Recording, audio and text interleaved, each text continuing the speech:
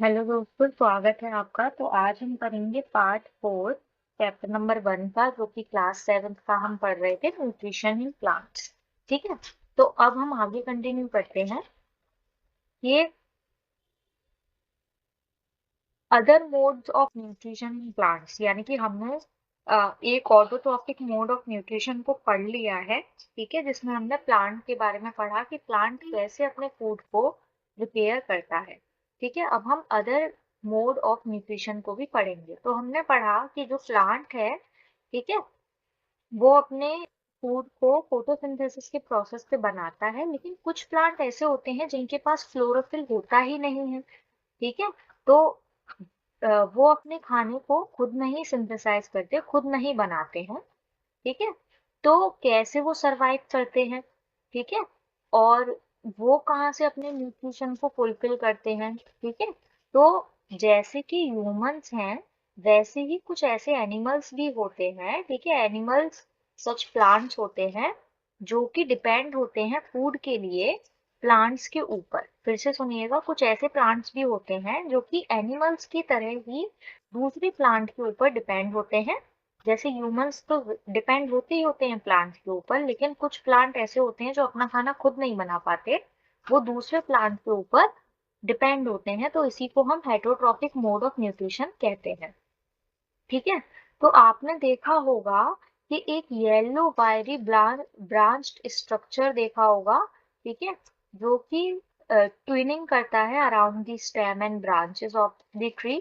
ठीक है, इस प्लांट को हम कैस्क्यूटा प्लांट कहते हैं। कैस्क्यूटा जो प्लांट है, उसको अमरबेल भी कहा जाता है। ठीक है, ये जो अमरबेल होती है, इसमें कोई भी क्लोरोफिल नहीं होता है, और क्लोरोफिल ना होने की वजह से ये अपना खाना खुद नहीं बना पाता है, ये दूसरे प्लांट्स पर डिपेंड हो जाता है। ठीक है, तो दूसरे प्लांट पर ये जो प्लांट होता है वो क्लाइंब करता है। तो जब ये दूसरे प्लांट पर क्लाइंब करता है, तो उस दूसरे प्लांट को, जिस पर ये प्लांट डिपेंड है, अमरबेल डिपेंड है जिस दूसरे प्लांट पर, उस दूसरे प्लांट को हम बोलते हैं होस्ट।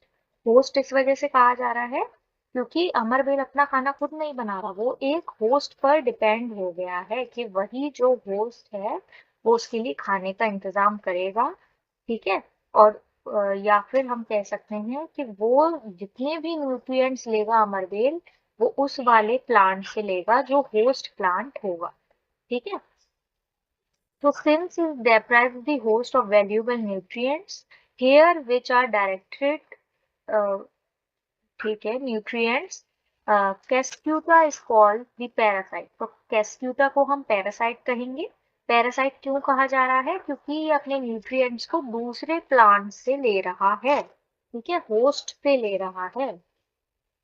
तो इस वजह से कैस्कटा को हम पैरासाइट भी कहते हैं।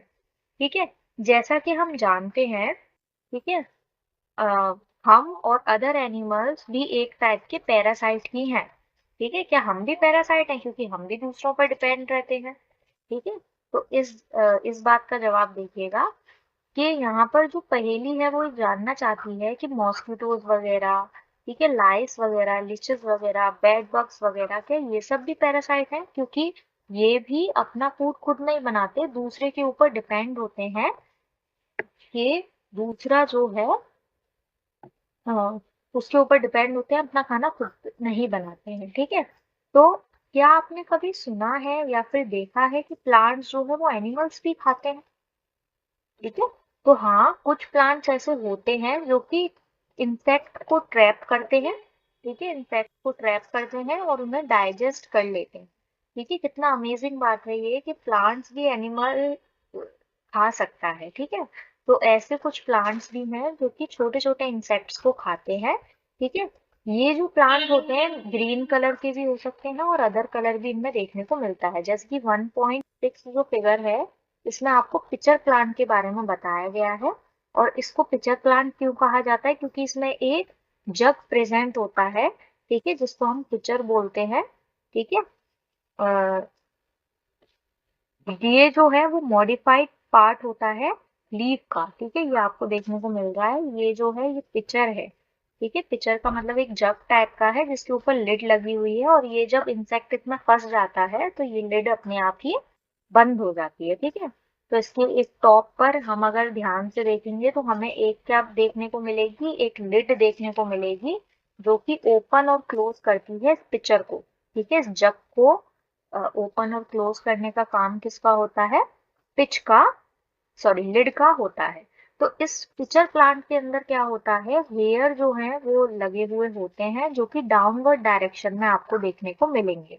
यहाँ पर क्या होता है कि इंसेक्ट जैसे ही लैंड करता है, ठीक है, तो ये पिचर जो है वो अपने लिड को क्लोज कर लेती है और जो इंसेक्ट है वो उसी के अंदर जो हेयर्स प्रेजेंट है पिचर के अंदर उसमें फंस जाता है।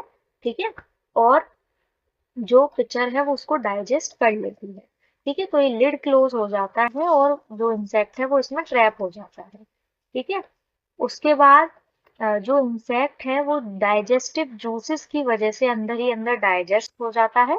ठीक है, और सारे जितने भी न्यूट्रिएंट्स उसे इंसेक्ट से मिले होते हैं वो एब्जॉर्ब कर लेता है प्लांट। ठीक है, ऐसे प्लांट्स को जो कि इंसेक्ट पर डिपेंड होता है, ठीक है, इंसेक्ट खाता है, तो ऐसे प्लांट को, इंसेक्ट ईटिंग प्लांट को हम इंसेक्टिवोरस प्लांट कहते हैं। ठीक है, क्या ये पॉसिबल है कि ये जो प्लांट्स होते हैं, ठीक है, इनको सारे न्यूट्रिएंट्स सॉइल से ही मिले जहां पर ये ग्रो करते हैं। ठीक है, तो क्या ये ऐसा पॉसिबल है या नहीं। ठीक है, बूजो जो था वो बहुत ज्यादा कंफ्यूज था कि अगर पिक्चर प्लांट जो है वो ग्रीन है और वो फोटोसिंथेसिस भी करता है तो वो इंसेक्ट्स क्यों खाता है। तो यहाँ पर क्या होता है कि उसको सारे न्यूट्रिएंट्स, उसकी जो न्यूट्रिएंट्स की रिक्वायरमेंट है, सारे न्यूट्रिएंट्स उसको सॉइल से नहीं मिल पाते हैं, जिस कारण वो इंसेक्ट भी खाता है। ठीक है, तो जो न्यूट्रिएंट्स उसे सॉइल से नहीं मिल पाते हैं, ठीक है, जो प्लांट खुद नहीं बना पाता है उन न्यूट्रिएंट्स को, वो इंसेक्ट्स को खाकर बना लेता है। ठीक है, इस पार्ट में हम इतना ही कवर करेंगे। आगे के पार्ट में हम सेप्रोट्रॉप्स के बारे में पढ़ेंगे कि सेप्रोट्रॉपिक मोड ऑफ न्यूट्रिशन क्या होता है। तो इस चैप्टर में हम 3 मोड ऑफ न्यूट्रिशन के बारे में पढ़ेंगे। ठीक है, saprotrophic mode of nutrition, heterotrophic mode of nutrition and autotrophic mode of nutrition. ठीक है, लास्ट आपका टॉपिक सेप्रोट्रॉपिक वाला हम नेक्स्ट पार्ट में करेंगे, पार्ट 5 में। ठीक है, अगर आपको ये वीडियो पसंद आई हो तो इसे लाइक और सब्सक्राइब करें और ज़्यादा से ज़्यादा इसको शेयर करें ताकि मैं और ज़्यादा वीडियोस ऐसी आपके लिए लेकर आ सकूं। Thank you so much.